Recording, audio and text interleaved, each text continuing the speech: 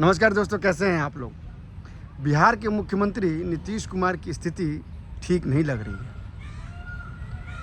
कोई ना कोई बड़ी समस्या से नीतीश कुमार इस समय 2-4 रोज हो रहे हैं। अभी हाल ही में भी जस्ट 2 घंटे पहले हमारे पास खबर आई कि नीतीश कुमार पटना विश्वविद्यालय में एक उद्घाटन के दौरान फिसल गए और वो बाल बच गए। नीतीश कुमार इन दिनों आफत, आपदा और राजनीति तीनों के शिकार हो गए हैं। आफत इसलिए कि कल ही की बात है कि नीतीश कुमार मुख्यमंत्री दरबार लगाते हैं और उस दरबार के दौरान एक आदमी उनके दरबार में आता है और गुहार लगाता है कि भाई FIR हमने कराया है, 2021-22 का FIR है, लेकिन इस पर कोई कार्रवाई नहीं हुई। 2021 का FIR था। संजोग देखिए कि मुख्यमंत्री उस समय थे, सुन रहे थे। उन्होंने कहा कि त्वरित कार्रवाई करने के लिए उन्होंने अपने PS को कहा कि भाई फ़ोन लगाओ। तो उनके सहायक ने पूछा, साहब किसको फ़ोन लगाया जाए? तो उन्होंने कहा कि मंत्री जी को फ़ोन लगाओ। तो उसने कहा कौन से मंत्री जी को फ़ोन लगाया जाए? कन्फ्यूजन हो गया। उसने कहा गृह सचिव को फ़ोन लगाएं। बोला अरे नहीं भाई, जो मंत्री कह रहे हैं उसको फ़ोन लगाओ। अब उस जो वहाँ पे उनका सहायक जो मौजूद था वो कन्फ्यूज हो गया। आप भी जो मेरी बात सुन रहे हैं, आप भी कन्फ्यूज हैं भाई, अगर नीतीश कुमार ने मंत्री को कहा तो मंत्री को फ़ोन लगाना चाहिए। लेकिन नीतीश कुमार यह भूल गए कि उस मंत्रालय के मंत्री गृह मंत्री नीतीश कुमार ही हैं। सोचिए उनकी मानसिक स्थिति क्या है। और उसी मानसिक स्थिति का आज नतीजा यह था कि जब वो पटना विश्वविद्यालय में एक हॉल का उद्घाटन करने के लिए गए, जैसे ही वो पहुँचे वो नीचे फिसल के गिर गए। बाल बचे नीतीश कुमार। बहुत ज़बरदस्त चोट लगती उनको, लेकिन वो बाल बच गए। इसीलिए मैं कह रहा हूँ कि नीतीश कुमार के पास आफत अपने आप आ रही है, आपदा भी हो गई है। कई सारे बिहार में घटनाएं ऐसी हो गई हैं कि लगातार गुंडागर्दी बढ़ गई है। वो उनका मंत्रालय, गृह मंत्रालय, खुद मुख्यमंत्री हैं, सवालों के घेरे में आ गए हैं।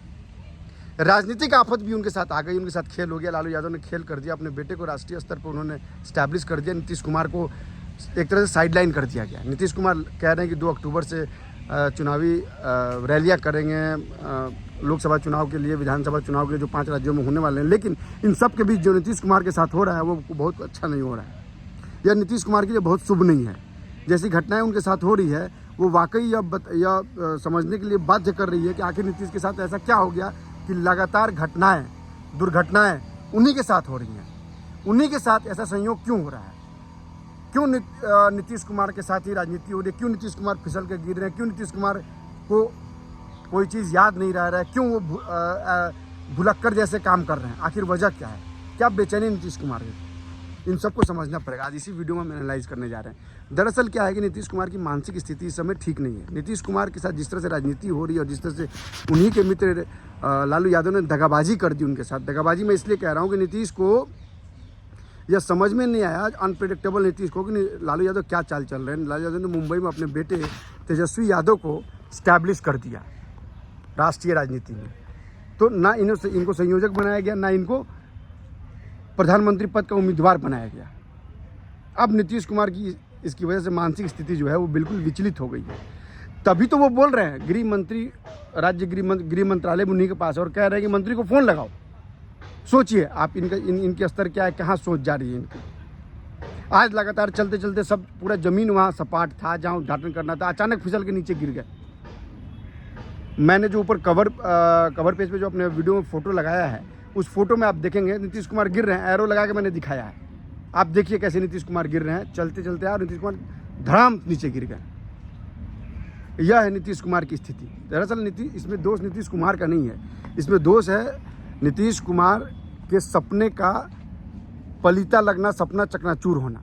दरअसल इसी वजह से नीतीश कुमार की मानसिक स्थिति बिगड़ गई है। वो चाह कर भी कोई सही निर्णय नहीं ले पा रहे। ऐसे में वो बिहार के मुखिया हैं और बिहार में लगातार जिस तरह से RJD और लालू यादव अपनी राजनीति को पैनी कर रहे हैं, जिससे गुंडागर्दी की राजनीति के लिए जाने जाते हैं, वो गुंडागर्दी फिर से चरम सीमा पर है।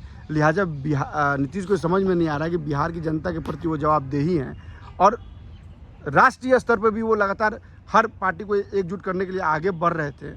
वो किस मुंह से लोगों के सामने जाएंगे? ये बड़ा सवाल जो है नीतीश कुमार के मन में खटक रहा है और लिहाजा यही बड़ी वजह है कि नीतीश को ये समझ में नहीं आ रहा है कि आखिर वो करे तो क्या करे। और उनकी मानसिक स्थिति का नतीजा ये है कि कभी वो फिसल जा रहे हैं, कभी किसी मंत्री को फ़ोन लगाने के लिए कह रहे हैं, कभी अपने सचिव को डांटने लग रहे हैं। यह है नीतीश कुमार की मानसिक स्थिति। नीतीश कुमार जानते हैं कि मौजूदा स्थिति में उनके पास सिर्फ और सिर्फ बीजेपी के खिलाफ प्रोपेगेंडा फैलाने के अलावा दूसरा कोई चारा बचा ही नहीं है। उसकी वजह यह है कि जिस सुशासन बाबू के नाम से वो जाने जाते हैं, उस सुशासन तो बिहार में ख़त्म हो गया है।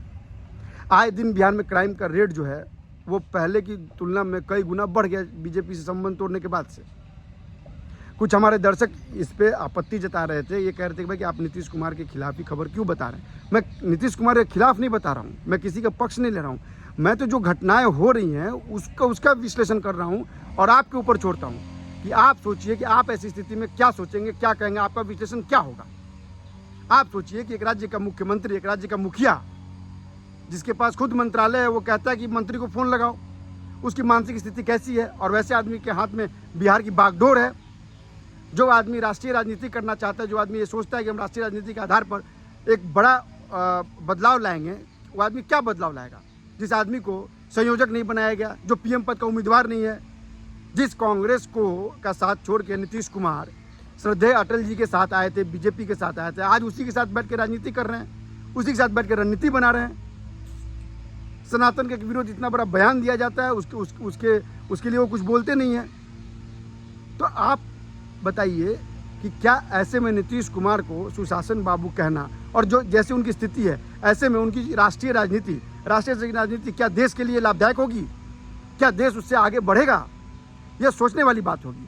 हम लगातार नीतीश की हर खबर का विश्लेषण करेंगे, हम लगातार आपको अपडेट भी करते रहेंगे। आप हमारे वीडियो को लाइक कीजिए, शेयर कीजिए और सब्सक्राइब कीजिए और कमेंट जरूर कीजिए, क्योंकि आपके कमेंट से हमें यह मालूम पड़ता है कि आपका विचार क्या है खबरों को लेकर, आप क्या सोचते हैं इस खबरों को लेकर। और यकीन मानिए आपकी तरह मैं भी खबरों पर पैनी नज़र रखता हूं और जो जैसा होता है, जो मुझे समझ में आता है, जो मेरी समझ राजनीतिक समझ होती है, मैं उसके हिसाब से विश्लेषण करता हूं।